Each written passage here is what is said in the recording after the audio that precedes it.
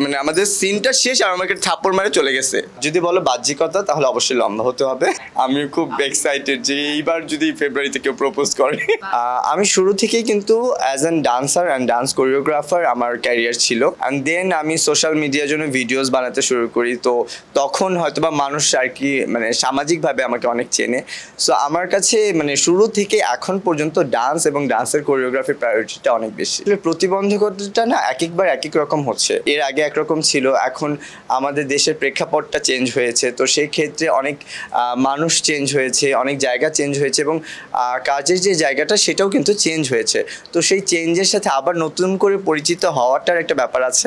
তো সেক্ষেত্রে আমার মনে হয় কাজের প্রেক্ষাপটটা আবার একটু চেঞ্জ হয়েছে। আমারও মনে হয় যে অ্যাকচুয়ালি আমরা সবাই কোনো না কোনো একটা সিন্ডিকেটের মধ্যে পড়ে যাই। যারা ফর্মে পড়ে যায় তারা অনেক কাজ করছে র্যান্ডমলি, এবং যারা ওই সিন্ডিকেটের মধ্যে নেই তারা সাফার করছে।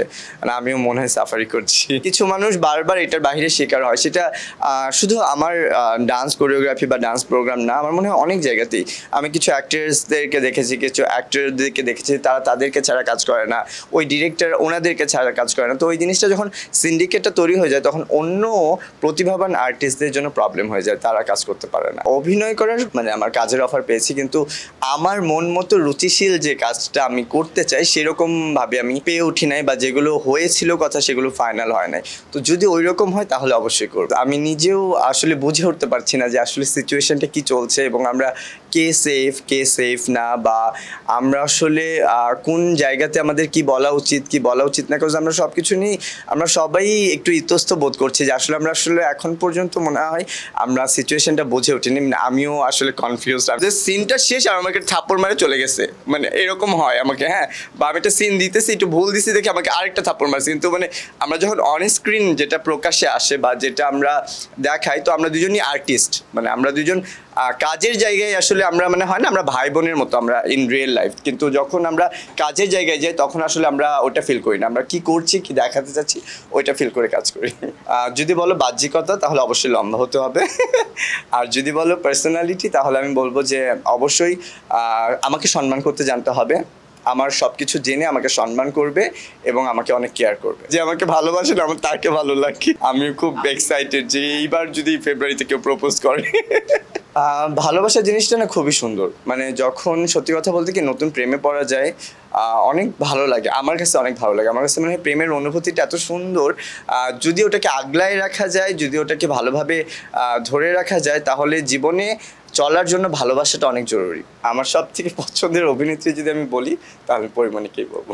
আর রিসেন্ট ডেজে ওনার একটা কাজ দেখেছি আমি, রঙিলা কিতাব। সো ওই কাজটা আমার এত মন কেড়ে নিয়েছে যে একটা মা মানে প্রেগনেন্ট মহিলা যে কতটা সাফার করছে তার হাজব্যান্ডের জন্য এবং তার সন্তানের জন্য।